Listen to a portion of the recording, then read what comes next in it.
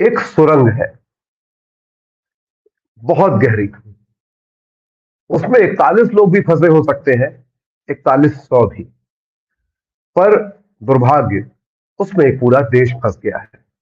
एक ऐसा देश जिसमें जो एक सुरंग में फंसा है और उसकी फरियादें, उसकी पुकारें बाहर तक आ ही नहीं पा रही, आती हैं तो कविता के शब्द में कहें झीना सा पर्दा है, उसमें से बहुत हल्की सी आवाजें बाहर आती हैं। और दरअसल जो पुकार रहे हैं, जो फरियाद कर रहे हैं, उनको भी नहीं पता है कि इस सुरंग में वो क्यों फंसे। वो खुद उस सुरंग को खोद रहे थे। वो नागरिक हो सकते हैं, वो सिलक्यारा की किसी सुरंग में, टनल में फंसे हुए 41 लोग हो सकते हैं, वो एक पूरा समाज हो सकता है जो अंधविश्वास से लेके उदासीनता की सुरंग में फंसा हुआ है। नमस्कार, मैं हूं मयंक। माइंड की बात आप देख रहे हैं और हमारे आज के इस एपिसोड का नाम ही हमने रखा है उदासीनता की सुरंग। हमने अपनी आंखों पे जो पट्टियां बांध रखी हैं, अपने कानों पे जो हाथ रखे रखे हैं, उसको कैसे हटाया जा सके, इस पे हम बात करेंगे। सिलक्यारा की टनल के बहाने, एक टनल जहां पर दिवाली के दिन से 41 निर्माण कर्मी जो है वो फंसे हुए हैं। सुरंग चार धाम यात्रा के लिए बनी थी, एक महत्वाकांक्षी प्रोजेक्ट जो नरेंद्र मोदी सरकार का है, जिसकी बार बार बातें की जाती हैं। और आज तक उन मजदूरों को, जब हम ये बात कर रहे हैं, निकाला नहीं जा सका है, बल्कि सारे प्रयास फेल हो चुके हैं। और इवेंचुअली अब जो है वापस जो पारंपरिक तरीका है पुराना, उससे कोशिशें शुरू हो रही हैं। विदेशी एक्सपर्ट है, देशी एक्सपर्ट है, तमाम बातें हो रही हैं। सरकार का प्रचार इस बहाने हो रहा है। और इस पे बात करने के लिए हमारे साथ जोशीमठ बचाओ संघर्ष समिति के अतुल सती जी मौजूद है। अतुल सती जी के बारे में थोड़ा सा परिचय, और पॉलिटिकल एक्टिविस्ट भी है, एनवायरमेंटल एक्टिविस्ट है, लगातार काम कर रहे हैं, एक वामपंथी पार्टी से जुड़े रहे हैं। और सरकारों को अतुल जी ने बहुत परेशान किया है और अतुल जी को सरकारों ने परेशान करने में कोई कसर नहीं छोड़ी है। अतुल जी, जी। सबसे पहला सवाल जहां से हम शुरू करना चाहते हैं, उदासीनता की सुरंग, क्या ये केवल एक टेक्निकल मामला है या ये एक पब्लिक इग्नोरेंस का मामला भी है, जिस वजह से इस हादसा हो रहा है और अभी भी देश में कोई बज़ या हलचल उस तरह की नहीं है? अब ये तकनीकी मामला है या बाकी वो है, तो असल में तकनीक में तो हमें फंसा दिया गया है। तकनीक की सुरंग में जो है फंसा दिया गया है, जबकि ये इतना तकनीकी मामला नहीं है जितना कि ये मानवीय सरोकार का मामला है, ये पर्यावरण का मामला है, ये संवेदनशीलता का मामला है और संवेदनहीनता का मामला है। इसको इस नज़रिए से देखे जाने की ज़रूरत है। क्योंकि अगर आपके अंदर संवेदनशीलता होती, यहाँ जिस क्षेत्र में, जिस इलाके में आप काम कर रहे हैं, इसका जो पर्यावरण है, इसकी जो पूरी भौगोलिक स्थिति है, इसको लेकर के अगर संवेदनशीलता हो और वो जो लोग वहाँ फँसे हुए हैं, उनको लेकर के मानवीयता हो, तो फिर आप इस तरह के प्रोजेक्ट तो होते ही नहीं। ये पूरी प्रक्रिया ही ना होती। इस तरह का जो इन्होंने निर्माण शुरू किया है, यही ना होता। लेकिन जो है, क्योंकि हमारे ये अपने पर्यावरण, अपने क्षेत्र, अपनी भूमि को लेकर के वो संवेदनशीलता नहीं है, वो मानवीयता नहीं है, इसलिए जो है ये अमानवीयता की, संवेदनहीनता की सुरंग है, जिसमें जो है वो लोग फँसे हुए हैं। मैं आपसे अगर एक बीच में एक सवाल करूंगी, तो क्या आप ये कह रहे हैं कि ये जो विकास के प्रोजेक्ट हैं इनको रोक दिया जाए? सरकारी अच्छा, भाषा में इसको मैं विकास ही कहते हैं, थोड़ा इसका इसको विकास कह रहा और इसको हूँ। हाँ। जब ये विकास का जो बात है, जिसको हम तथाकथित तौर पर विकास कह रहे हैं, तो क्या सचमुच में विकास यही है? इसी को हम विकास मान रहे हैं? या विकास कोई और भी चीज़ हो सकती है, कोई वैकल्पिक विकास की परिभाषा भी हो सकती है? और उसमें विकास किसका है? किसके लिए विकास? तो हम तो ये समझते थे, ये मानते आए थे कि विकास का अर्थ है, जो इस भारत देश में, इस देश में रहने वाले लोग हैं, उनका विकास। उनका एक स्तर से दूसरे स्तर पर जाना। यानी कि जिस स्तर पर हम हैं, उसमें हमारा सांस्कृतिक स्तर, हमारा भौतिक स्तर, हमारा शैक्षणिक स्तर, हमारी बाकी जो जीवन की ज़रूरतें हैं, उनका जो आज के दिन का स्तर है, उससे ऊपर के स्तर पर पहुँचना विकास होना चाहिए। लेकिन इसमें ऐसा तो नहीं दिखाई दे रहा है। इसमें हम लोग जो हैं, जो जनता है, वो उसका स्तर नहीं बदल रहा है। वो तो वहीं की वहीं है। स्तर किसका बदल रहा है? चंद लोगों का। वो चंद लोग पैसे वाले लोग हैं, पूँजीपति हैं, नीति निर्माता हैं, राजनीतिक हैं, ठेकेदार हैं, दलाल हैं, उनका स्तर ज़रूर बढ़ रहा है। वो अगर आज जो है 100 करोड़ की पूँजी लिए हुए हैं, तो कल के दिन वो जो है इतने बड़े प्रोजेक्ट के साथ 200 करोड़, 500 करोड़ और 1000 करोड़ की पूँजी तक पहुँच जा रहे हैं। लेकिन जो जिनके लिए ये हो रहा है, उनका स्तर तो नीचे जा रहा है। आप देखें इस देश में ही पिछले 3-4 साल का ही आंकड़ा है, तो कोविड के बाद का, तो उसमें तो जो हमारे जो आम जनता है, उसका जो आर्थिक स्तर है, वो तो नीचे गया है। उसकी खरीदने की क्षमता नीचे गई है, महँगाई बढ़ी है और चंद 2-3 पूंजीपति हैं, जिनकी जो है संपत्ति जो है 1000 गुना बढ़ी है, पिछले 3 साल में, 4 साल में जो आंकड़े तो फिर हमको लग रहा है कि विकास जो है, वो कुछ लोगों का है। तो क्या ये विकास जो बड़े निर्माण हैं, बड़ी परियोजनाएँ हैं, क्या ये आम लोगों तक या आम लोगों के लिए कहीं वो हैं? तो इसलिए विकास का जो एक नज़रिया है, जिसको हम कह रहे हैं कि क्या हम विकास नहीं चाहते? बिल्कुल चाहते हैं। लेकिन हम विकास चाहते हैं उन लोगों का, जो आम जनता है, उसके विकास की बात हो, तो उसका विकास तो इसमें हो नहीं रहा है, दिखाई नहीं दे रहा है। जिस सुरंग में जो लोग फँसे हैं, उसमें से एक किस्सा जो है किसी एक मज़दूर का बाहर आया है कि जो जिसके पिता जो है, अपने बेटे को देखने के लिए उनको उत्तरकाशी आना था और उनके पास इतना पैसा नहीं है कि वो उत्तरकाशी आ सकें। तो उन्होंने जो है अपने जेवर गहने जो है गिरवी रखे हैं और तब किराया जुटाया है, अपने बेटे से बात करने के लिए उत्तरकाशी पहुँचे हैं।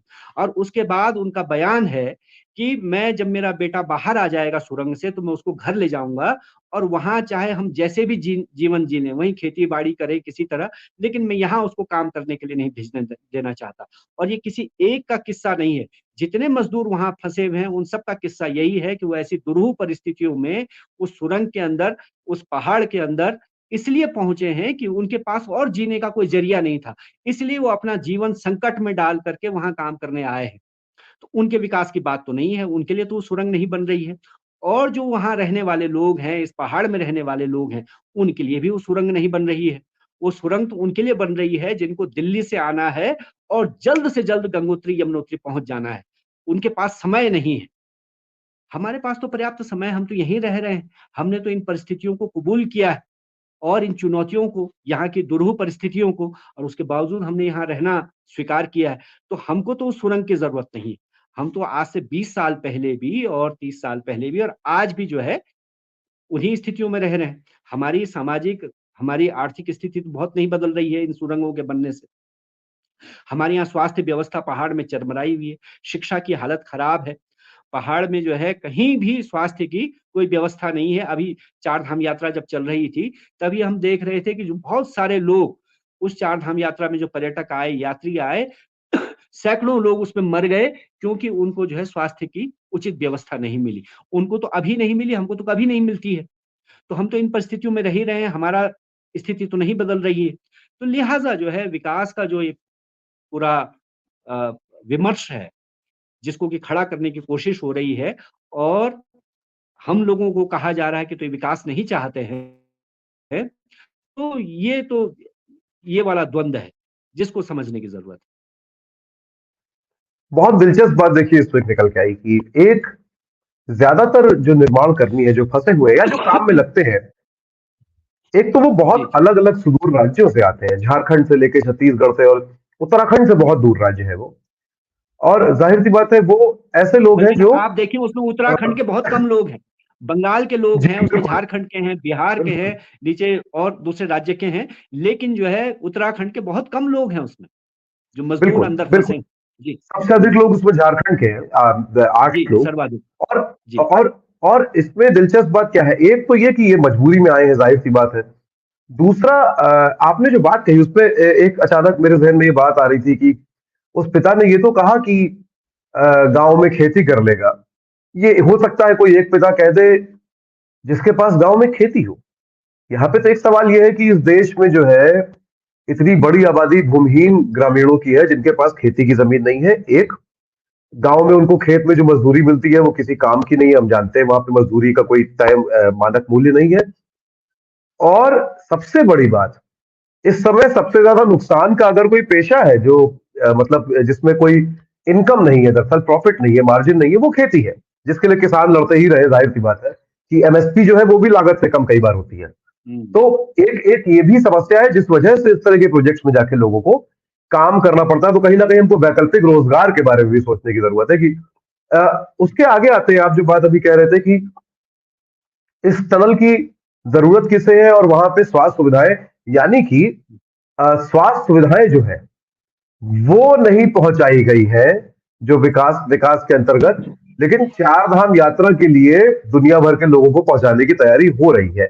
मैं अब यहाँ पे एक अगले सवाल पे आ रहा हूं, जो तकनीकी सवाल है कि क्या इस इलाके में, और उसके लिए मैं थोड़ा सा दर्शकों की आसानी के लिए मैं कुछ तस्वीरें जो है वो यहां दिखाना चाहता हूं। ये उत्तराखंड के संभावित भूकंप जोन जो है उसका एक मैप है, जो भारत सरकार का ही जारी किया हुआ है, ये कहीं और से नहीं है, जिसमें उत्तरकाशी जो है वो जोन 4 में जो है दिख रहा है उसका एक हिस्सा, लेकिन एक हिस्सा जो है वो जोन 5 में भी है। आएगी। तो जोन 5 और जोन 4 दोनों में है। अतुल जी, मैं ये जानना चाहूंगा कि ये जो सुरंग है, ये अगर हम नक्शा देखें सिलक्यारा की सुरंग कहां पर है, ये सिलक्यारा बैंड टनल आपको स्क्रीन पे दिख रहा होगा, ये हम्म। एग्जैक्टली जो है किस लोकेशन पे आती है और भूकंप की संभावना यहां पे कितनी है, अगर हम इसको मैं जानना चाहूँ। नहीं, इस पे तो जो अभी जब ये पूरा चल रहा है प्रसंग सुरंग वाला, इसमें तो अभी वैज्ञानिकों ने इस बात को कहा कि ये जो है, जो जिस इलाके में सुरंग है, ये सबसे ज्यादा सेंसिटिव जोन है। और जो है बीबीसी ने जो है 5 दिन पहले ये रिपोर्ट किया कि जब इन्होंने 3 दिन के लिए काम रोका, जिस समय, उस समय जो है कुछ लोगों ने जी वहां साइट पर कहा कि हमको ऐसा लगा कि भूकंप वहां आ रहा है या भूकंप आने की संभावना जैसी दिखी, इसलिए काम बंद कर दिया गया। ये बीबीसी ने रिपोर्ट किया है और उसने हवाला दिया है, वहीं जो साइट पर खड़े हुए इंजीनियर हैं उनके हवाले से उन्होंने कहा कि हमने महसूस किया कि वहां भूकंप आ रहा है, इसलिए हमने 3 दिन के लिए काम रोक दिया। और छोटे मोटे भूकंप तो लगातार आ ही रहे हैं। उत्तरकाशी वही इलाका है जहां 91 का भूकंप आया। 91 में जो जी भूकंप है, वो जो है उत्तरकाशी में जहाँ सैकड़ों लोगों की जानें गई, वही क्षेत्र ये है। और जो है यहाँ जी जहाँ ये सुरंग है, उससे पहले ही बड़कोट के पास ही जो है, यहाँ कुछ दिन पहले ही भूस्खलन हुआ है। और लगातार, मतलब अगर उत्तरकाशी के बारे में अगर आप उसकी हिस्ट्री देखें, तो पिछले 20, 25, 30 सालों में 91 के बाद से लगातार उत्तरकाशी जो है प्राकृतिक आपदाओं के लिए सुर्खियों में रहा है। और अभी भी जो कुछ जिले उत्तराखंड के चिन्हित हुए हैं कि जो है आपदा के लिहाज से सबसे ज्यादा संवेदनशील माने गए हैं, तो उसमें उत्तरकाशी एक है, टिहरी, पौड़ी और चमोली, ये जो है सबसे ज्यादा संवेदनशील आपदाओं के लिहाज से माने गए हैं। तो ये बिल्कुल संवेदनशील इलाका है जी। जहां ये काम हो देखिए रहा है। अतुल जी, ये जो नक्शा जी। मैंने लगाया है इसमें भी हमको टिहरी दिख रहा है, और टिहरी जी। का एक हिस्सा जो है वो वही हाँ। जोन 5 में है, आधा हिस्सा है, आधे से अधिक हिस्सा जोन जी। 4 में है। और ये जो है डेंजरस, यानी कि बहुत अधिक संभावना वाली जोन्स में मानी जाती है, 4 और 5 की अगर हम बात करें, जिसको हम ऑरेंज से और रेड से डिनोट करते हैं इंटरनेशनली। अगर हम करते हैं, रेड जोन है, ऑरेंज जोन है। लेकिन टिहरी में भी तो बांध जो है वो बनाया गया।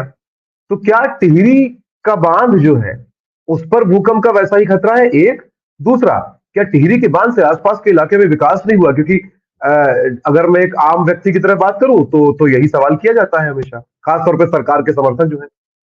हम्म।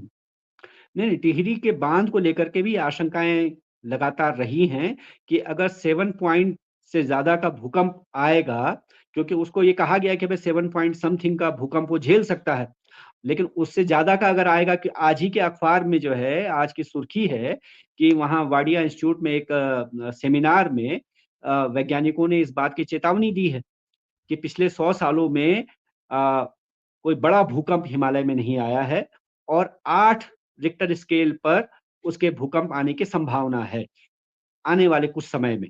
क्योंकि इनका ये कहना है कि पिछले 100 साल में भूमि के नीचे जो है बहुत सारी जो ऊर्जा है वो एकत्रित हो गई है, और उसको किसी ना किसी दिन रिलीज होना है।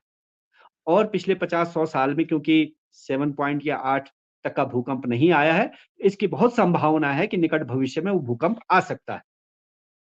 तो अगर वो भूकंप 7 पॉइंट से ज्यादा हुआ, तब क्या गारंटी है कि वो टिहरी का जो बड़ा डैम है वो रहेगा, और बाकी भी जो इलाका है, जो पूरा संवेदनशील है, उस पर क्या असर होंगे। और इस बीच जितने विकास के कार्य हुए हैं, जिसमें कि तमाम सुरंग परियोजनाएँ हैं, चाहे वो सड़क को लेकर के सुरंग बनने वाली हो, चाहे जल विद्युत परियोजनाओं को लेकर के सुरंग बनने वाली हो, और चाहे ये चार धाम मार्ग हो या अन्य सड़कें हों, उनको लेकर के जितने विस्फोट पूरे हिमालय में, पूरे इस इलाके में हुए हैं, पूरा इलाका जो है जर्जर हुआ है, हज़ारों लाखों पेड़ काटे गए हैं।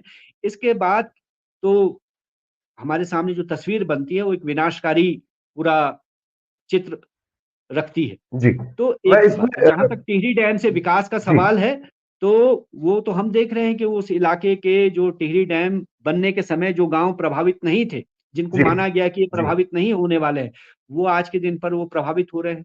बल्कि कुछ लोगों ने एक सिमिली दी, एक ये दिया कि वो जो है जैसे चाय के कप में जो है बिस्किट जब हम डुबोते हैं और वो बिस्किट नीचे गिरता है, वैसे ही जो है उस डैम के आस-पास के गाँव लगातार जो है उससे प्रभावित होकर के बिस्किट की तरह गिरने की कगार अतुल पर जी, आ गए हैं। अतुल जी, जो पेड़ पेड़ काटे गए हैं, जैसे पहाड़ पे टिहरी डैम की भी अगर हम बात करें, तो पहाड़ को जिसे हम अगर सरल भाषा में कहें तो गंजा कर दिया जाता है बिल्कुल, और उस पे जो है कंक्रीट सीमेंट की लेयरिंग की जाती है, जो जो टिहरी में डैम बना रिजर्वायर बनाने के लिए किया गया है। तो वो भी जो है एक खतरा है, प्लस टनल बनाने के लिए अभी तो फिर भी हम बहुत सारी ड्रिल मशीनों की ये वो बात सुन रहे हैं।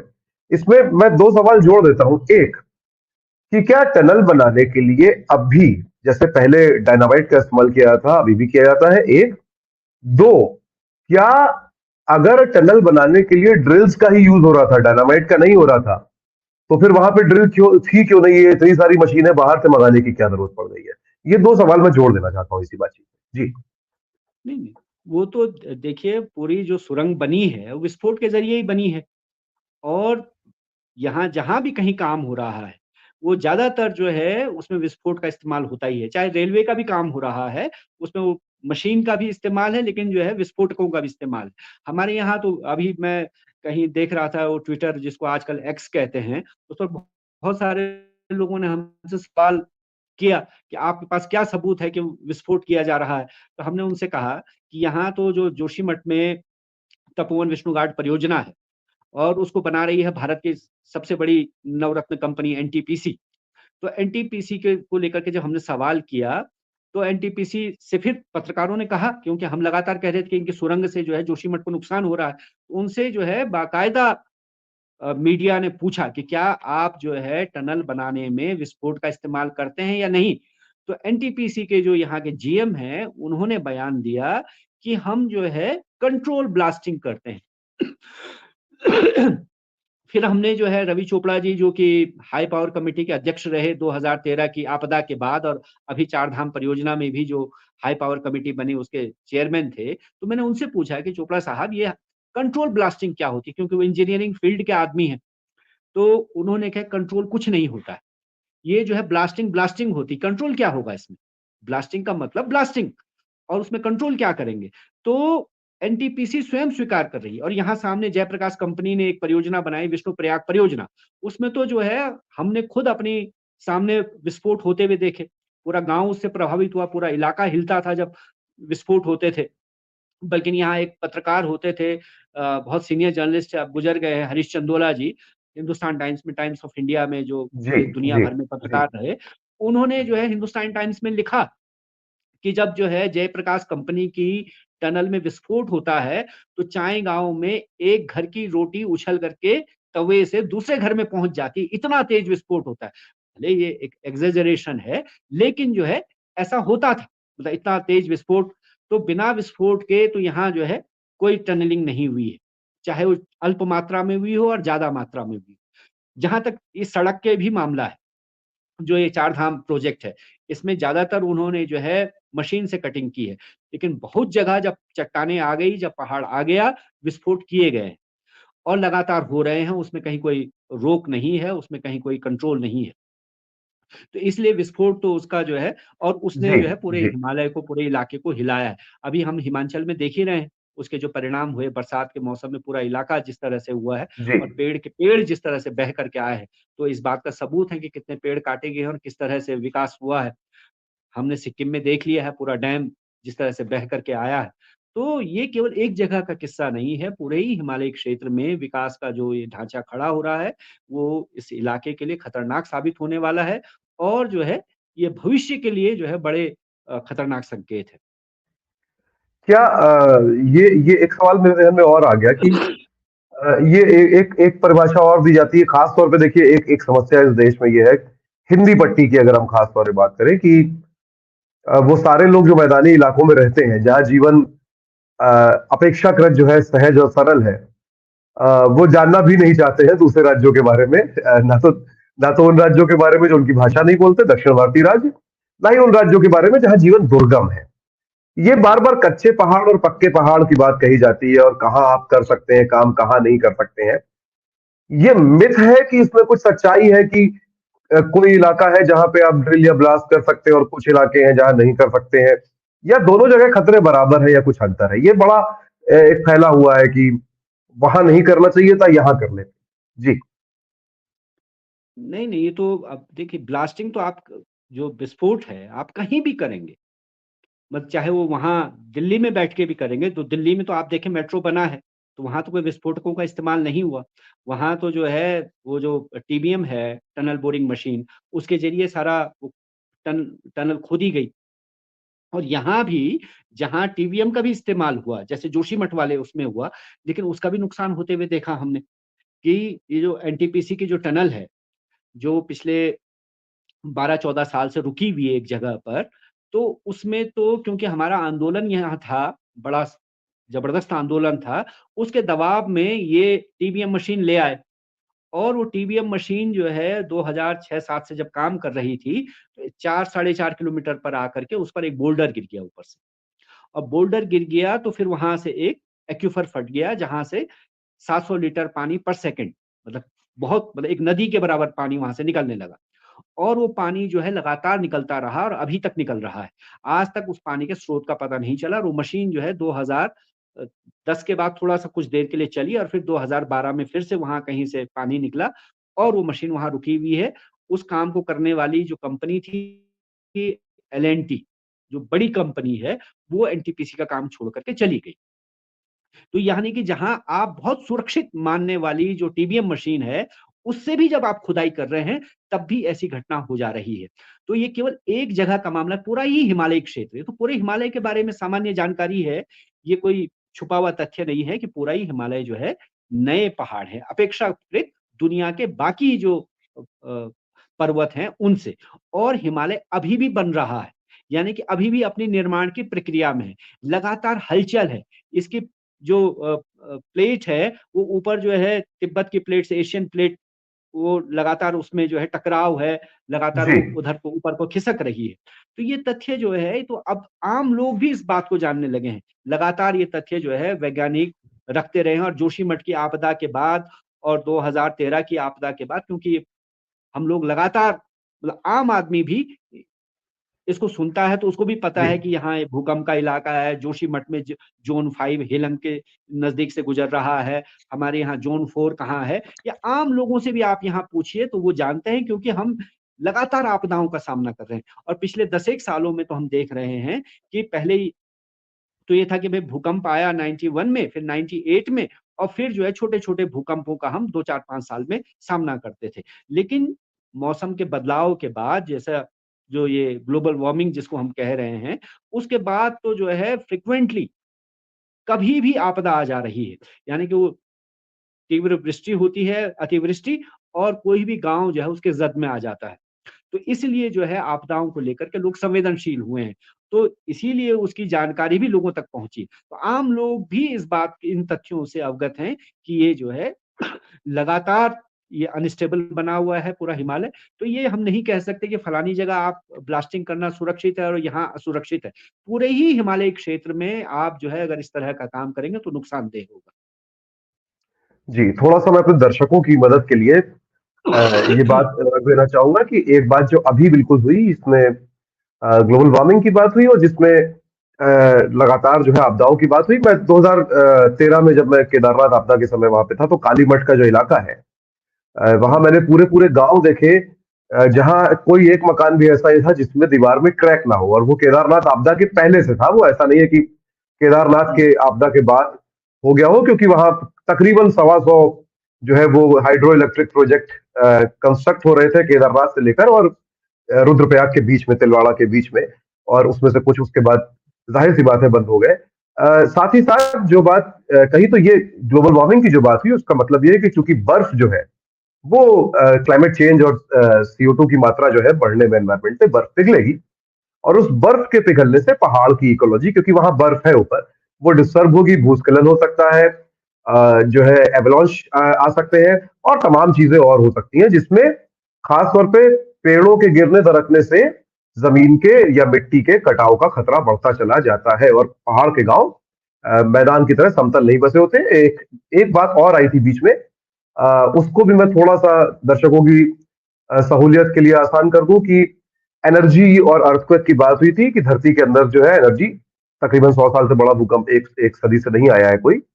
तो वो एनर्जी जो है टेक्टोनिक प्लेट्स में, धरती के नीचे की अलग अलग जो सतहें हैं उनके बीच में जो शिफ्ट होता है, साथ में चूंकि पृथ्वी अपनी धुरी पर भी घूम रही है और सूरज के चारों ओर भी, तो जो शिफ्ट होता है उससे एक स्टैटिक एनर्जी, यानी कि स्थैतिक ऊर्जा जिसे हम कहते हैं, वो पैदा होती है और इकट्ठी हो जाती है, और वो बाहर निकलने के लिए रास्ता ढूंढती है, और वो ऐसी जगह से बाहर निकलती है आमतौर पे जहां फ्रजाइल हो, धरती को तोड़ के कहीं भी एनर्जी अगर इकट्ठा हो जाएगी, और इसलिए हिमालय जो है वो एक संवेदनशील इलाका हो जाता है, क्योंकि वो नए पहाड़ है।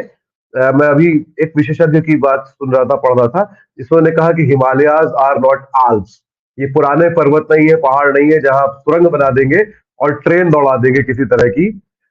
इसलिए यहाँ पे ये नहीं करना चाहिए। मैं अगले सवाल पे आ रहा हूँ, जो चूंकि आप इस पे लगातार निगाह बनाए हैं और मैं आपके ट्वीट्स भी पढ़ता रहता हूँ और बाकी सारी चीजें भी, अ, अभी आपको क्या लग रहा है, जो अभी की सिचुएशन आ गई है, जो भी हम पढ़ रहे हैं, समझ रहे हैं, देख रहे हैं, कितना समय और लग सकता है? क्योंकि अब तो ये लंबा समय हो गया है उनको फंसे हुए, और अंदर ऑक्सीजन की कमी होगी लगातार, प्लस मानसिक जो असर पड़ता है, तो कितना समय आपको लगता है और लग सकता है? क्योंकि कल फिर काम जो है ठप हो गया, नए सिरे से शुरू हुआ। आपका आकलन क्या है? नहीं, वो तो 16 दिन आज हम गिन सकते हैं, तो आधा महीने से ज़्यादा हो गया है और वहाँ भीतर की परिस्थिति क्या होगी उसकी हम केवल कल्पना कर सकते हैं कि कैसे उनका रहना-सहना हो रहा होगा, वो क्या मतलब अपना जो दैनंदिन जीवन है उसको कैसे निभा रहे होंगे और बाकी चीज़ें दिन में तो आप चलिए ठीक है, लेकिन रात को काटना, वहाँ सोना कैसे है, आप बिना सोए कैसे रह सकते हैं और उस अंधेरी घर है, उस सुरंग के अंदर जहाँ लगातार पानी का रिसाव हो रहा है, वहाँ मैनेज कर रहे हैं अपना बाकी जो पूरा जीवनचर्या है। तो उसको तो कल्पना करके ही आपको लग रहा है कि अगर आप एक लिफ्ट के अंदर, एक कमरे के अंदर 10 मिनट भी बंद हो जाते हैं, तो आपको कितना सफोकेशन, कितनी घबराहट होने लगती है। और वहाँ तो उनका इतने दिन टिकने का कारण सिर्फ़ ये है क्योंकि वो अकेले नहीं हैं, 30-40 लोग हैं एक-दूसरे का ढाढ़स बँधाने के लिए, एक-दूसरे की हिम्मत बनाने के लिए और फिर क्योंकि मज़दूर लोग हैं, कठिन परिस्थितियों में ऐसे ही जीवन को उन्होंने झेला है पूरी उसमें, तो इस वजह से वो टिके हुए हैं। और जहाँ तक समय लगने की बात है, तो वो आप तो देख ही रहे हैं कि लगातार हमारे मुख्यमंत्री जी दूसरे-तीसरे दिन जब गए, उन्होंने कहा 2 दिन में निकल जाएँगे। गडकरी साहब पहुँचे तो उन्होंने भी यही कहा कि 2 दिन बस। वीके सिंह साहब ने कहा कि 2 दिन और वो 2 दिन करते-करते हम ये जो है बल्कि बीच में तो मुख्यमंत्री जी अभी बृहस्पतिवार को जब वहाँ पहुँचे, उस दिन तो लग रहा था कि भई थोड़ी ही देर रहे और फिर ये कहा गया कि अब तो बस केवल 5 मीटर की दूरी है और 5 मीटर जो है अब होने वाला है। तो 5 मीटर जो है अभी तक पूरा नहीं हुआ है, उसके बाद से जो है ये सोमवार को हम बैठे हैं, ये बृहस्पतिवार की बात है। तो 5 दिन ये गुज़र गए और कल भी जो है पूरे दिन जो है नीचे वाले जो हॉरिज़ॉन्टल जिसको कटिंग कह रहे थे, वहाँ काम बंद रहा है। अब जो है जब वो नीचे वाला जब बंद हो गया तब इन्होंने दूसरे ऑप्शन को यानी कि वर्टिकल कटिंग के ऑप्शन को अपनाया है।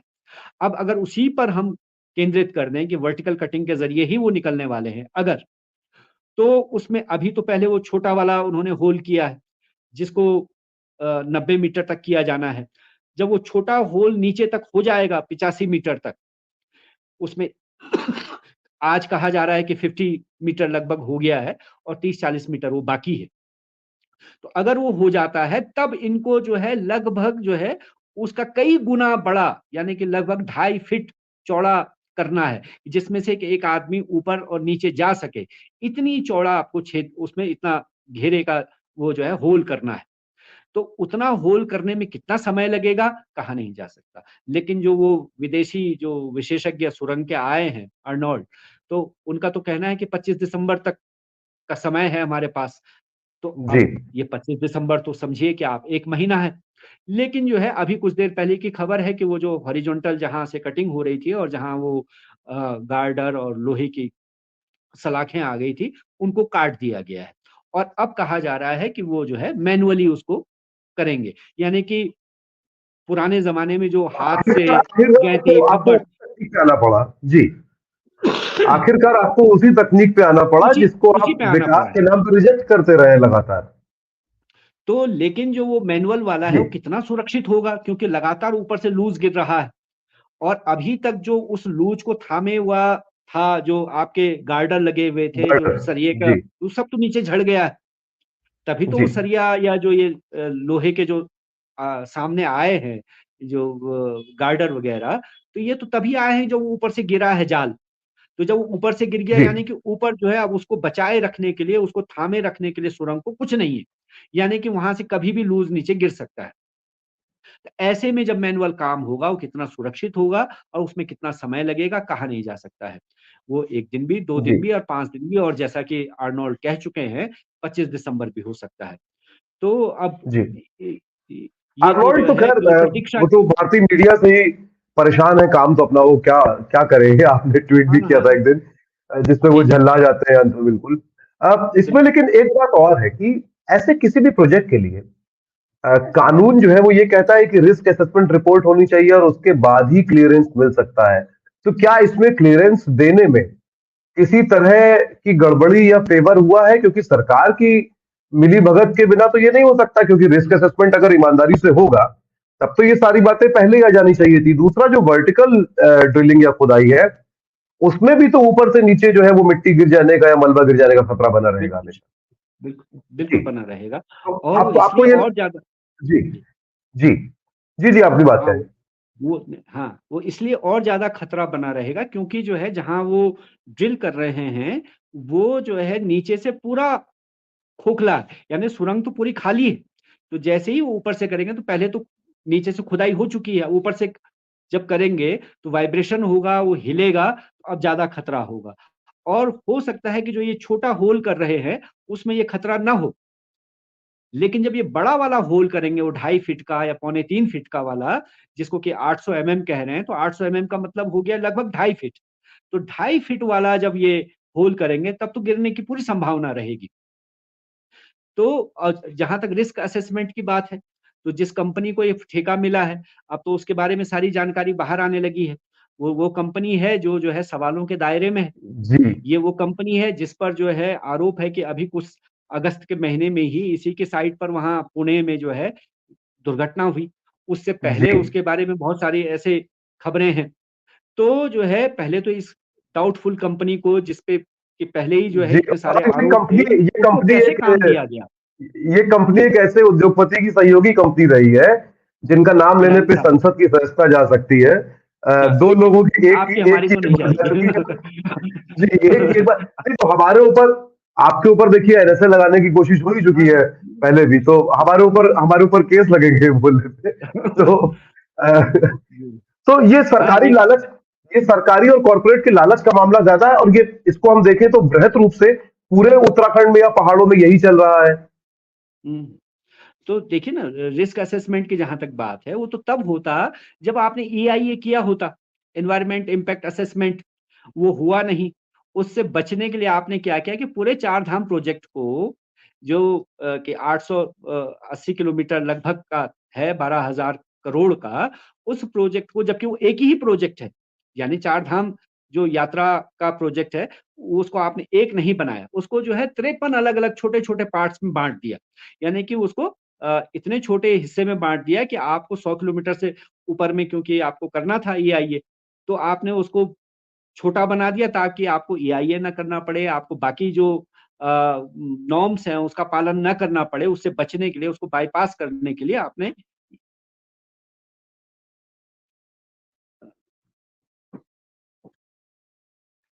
उसको बाईपास करने के लिए आपने ये किया। तो और इसमें भी जो कहा जा रहा है कि जो इसकी डीपीआर बनी है उसमें जो है क्या इस तरह के वो हैं। अभी मैं 2 दिन पहले एक जगह था तो वहाँ भी जो है जो जो नेशनल डिजास्टर इंस्टीट्यूट है उसके जो पूर्व निदेशक हैं, तो वो इस बात को कह रहे थे कि कोई भी परियोजना जब बनती है तो उस परियोजना के जो टोटल कॉस्ट है उसका 10% जो है आप 10% अगर कोई ऐसी घटना हो जाए, कोई आपदा हो, उससे निपटने के लिए आप रखते हैं। तो ये 1400 करोड़ रुपए की अगर ये परियोजना, ये जो सुरंग का काम है, तो इसमें से 140 करोड़ रुपया इस बात के लिए रखा जाना चाहिए था। लेकिन हम देख रहे हैं कि अगर जो है वहाँ पहले दिन से अगर आप लगाइए, तो अब तक कितनी मशीनें तो बाहर से बुलाई जा चुकी हैं। बल्कि मैंने तो लिखा भाई कील काँटा भी ज़रूरत पड़ रही है तो दिल्ली से मँगाया जा रहा है। तो अगर उसने जो है अगर वो उनका ये उन्होंने आपदा के आने के लिए पैसा रखा होता, तो ये नौबत नहीं आती। अगर पैसा रखा है तो उसको खर्च भी किया होता, यानी कि आपने उसको बचने के लिए मशीनें रखी होती, उससे बचने के लिए इक्विपमेंट होते, तो वो इक्विपमेंट वहाँ नहीं है, तो इसका मतलब वो आपदा के तैयारी के लिए कोई पैसा वहाँ नहीं रखा गया। नहीं, वहां और तो जो अगर आपदा बुनियादी की तैयारी वहां के तो लिए जो जब पैसा नहीं बुनियादी रखा गया नियम है, जी, जी, जो बुनियादी तो उन्होंने सेफ्टी असेस भी प्रोटोकॉल नहीं है किया। वहां तो वही फॉलो नहीं किया जा रहा था। तो असेस किया होता तो वो आपने जी, बाईपास टनल बनाई होती, सुरक्षा गलियारा, जी, जूम पाइप था वो नहीं हटाया होता। तो वो तो पूरी तैयारी से दिख रहा है कि सब कुछ जो है मतलब ऐसे हो रहा है कि जैसे घर में कई बार होता है कि हम जो है कढ़ाई चूल्हे में रखते हैं और फिर जीरा लेने बाजार जाते हैं। तो उस तरह की स्थिति है कि आपके पास कुछ नहीं है और आपने जब ये आपदा आ गई तब जो है बिल्कुल मतलब बिल्कुल उतावली में सब चीजें हो रही हैं कि हाँ अब ये चाहिए तो ये ले आइए। तो वो जो है पूरी कोई तैयारी नहीं है, कोई असेसमेंट नहीं है और वहाँ जो है अभी तो जो 41 लोग हैं, उनका जीवन आपने संकट में डाला और बल्कि इससे और आगे जाइए आप। आप तो रिस्क असेसमेंट की बात कर रहे हैं, जिस दिन ये घटना हुई है, उससे 15 दिन पहले मज़दूरों ने वहाँ जो है लूज़ गिरते हुए देखा और कहा कि यहाँ ऊपर से जो है कुछ नीचे आने वाला है। उन्होंने उसको इग्नोर किया। उस चेतावनी को भी मतलब बायपास कर दिया और काम वहाँ जारी रहने दिया, जिसकी वजह से ये फँस गए। तो अभी तो ये 41 फँसे हैं और आप ये कल्पना कीजिए कि ये टनल बन चुकी होती और इसमें गाड़ियाँ चल रही होती और 100-200 गाड़ियाँ वहाँ होती, तो हज़ारों लोग उसमें फँसे होते। और ये केवल एक टनल का मामला नहीं है, इसी कंपनी के पास रेलवे की जो टनल्स बन रही हैं, उसका भी काम है। तो अब आप लगाइए कितने लोगों के जीवन को आपने खतरे में डाला हुआ है। जी, लेकिन टनल तो मुझे लगता है बनेगी ही, चाहे ये रेस्क्यू ऑपरेशन पूरा हो जाएगा उसके बाद बनेगी। ये खतरा तो हमेशा बना रहेगा। ये सवाल ही मेरा दरअसल अगला सवाल था, क्या ये आखिरी हादसा है और क्या ये पहला था? न ये आखिरी है और न ये पहला था। जिस दिन ये घटना हुई है 11 तारीख को, उसके दूसरे दिन टेलीग्राफ में हमारे जो आपदा प्रबंधन के सचिव हैं, डॉक्टर रंजीत सिन्हा, उनका बयान उसमें छपा है और उनका ये कहना है कि हमको और भी आपदाओं के लिए तैयार रहना चाहिए क्योंकि जो विकास हो रहा है पहाड़ में, जो यहाँ विकास के काम हो रहे हैं, उसकी कीमत तो हमको चुकानी पड़ेगी। और हमको का मतलब उनका किस हमको से है, क्योंकि उनको तो नहीं चुकानी पड़ रही है। ये जो नवयुग कंपनी है उसको नहीं चुकानी पड़ रही है। जो सत्ता पे बैठे हुए लोग हैं उनको नहीं कीमत चुकानी पड़ रही है। कीमत तो हमको चुकानी पड़ रही है, यानी कि आम लोगों को। तो हम लोगों की कीमत पर जो ये अपना विकास कर रहे हैं, उसके लिए हमको तैयार रहना पड़ेगा, इनका ये कहना है। जी, आप लोगों की कीमत पे विकास है, विकास सरकारी परिभाषा है। और जो जी, लोग आएंगे वहां पे उनके लिए वो रिक्रिएशन है। और क्या कभी ये लगता है एक उत्तराखंड के निवासी के तौर पे, एक और दूसरा हिमालय या पहाड़ जिसे हम कहें सरल भाषा में, सादी भाषा में, आम फैन की भाषा में, वहां के एक निवासी के तौर पे कि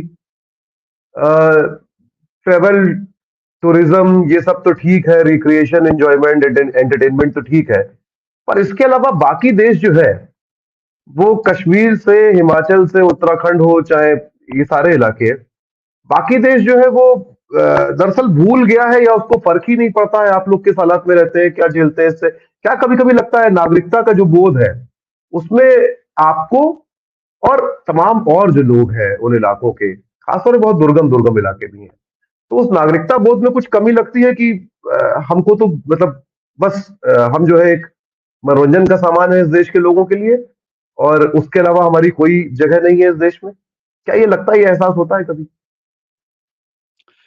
नहीं, ये तो जो है एक सच्चाई है कि जब उत्तराखंड राज्य बना नहीं था, उससे पहले हम लोग ये कहते थे और ये माना जाता था, कुछ लोगों ने इसको बाकायदा कहा कि उत्तराखंड का जो मतलब उस समय तो उत्तराखंड नहीं था, मतलब उत्तर प्रदेश का जो पहाड़ी इलाका है, ये जो है उत्तर प्रदेश का उपनिवेश है, ऐसा कहा जाता था कि ये एक उपनिवेश। और हमारे एक साथी अभी गुज़र गए, उन्होंने एक गीत लिखा जब ये राज्य बना उसके बाद जो है, और वो पहाड़ी में वो गीत है, लेकिन उसका हिंदी में तर्जुमा अगर हम करें, तो उसकी एक लाइन है, उसमें उन्होंने कहा कि ये दूर का बैरी नज़दीक आ गया रे ये लंबी लड़ाई छे। ये जो दूर के बैरी थे, ये दूर के दुश्मन थे जो लखनऊ में बैठे हुए थे, ये नज़दीक आ गए। यानी कि वो ऐसे दुश्मन हैं जो हमारा घर का कोना-कोना जानते हैं। वो जो लखनऊ में बैठे हुए थे, उनको तो नहीं मालूम था कि कहाँ यहाँ खड़िया है, कहाँ खनन करना है, कहाँ जंगल है, कहाँ क्या क ये तो जो है अपने ही घर के बैरी हैं, यानी जो हमारे घर का कोना-कोना जानते हैं। तो ये जब लूटेंगे, तो ये तो जो है तो अगर हम इसको और उसमें तो जो आप कह रहे हैं नागरिकता बोध है, तो निस्संदेह हम देख रहे हैं कि जहाँ पहाड़ के दूरस्थ इलाके हैं, जहाँ स्वास्थ्य की सुविधा नहीं है, जहाँ शिक्षा नहीं पहुँची है, जहाँ सड़क नहीं पहुँची है, जहाँ ज़रूरत है, तो वो उसके लिए तो वो इस देश का केवल वोट देने तक का अधिकार है, बाकी चीज़ें उसके लिए नहीं है। और अभी भी जो ये चौड़ी सड़कें और ये जो सब कुछ है, हाईवे है, ये सब जो है उसके लिए है जो दिल्ली, देहरादून, मुंबई से आ रहा है वो सुविधापूर्वक वहाँ पहुँच जाए और सुविधापूर्वक वापस चला जाए। और उसके मन में भी जब वो इस पहाड़ से गुज़रता है, इन सड़कों से, चौड़ी सड़कों से, तो उसकी नज़र जो है पहाड़ के लोगों पर नहीं है, उसकी नज़र उस चौड़ी सड़क पर, वाह! ये तो बड़ा विकास हो गया है। लेकिन वो ये नहीं देखता है इस सड़क के पार जो पहाड़ी पर गाँव है, उस नदी के पार जो गाँव है, उस गाँव के अंदर जो अंधेरा है और उस गाँव के अंदर जो असुविधा है, उस तक उसकी नज़र नहीं है।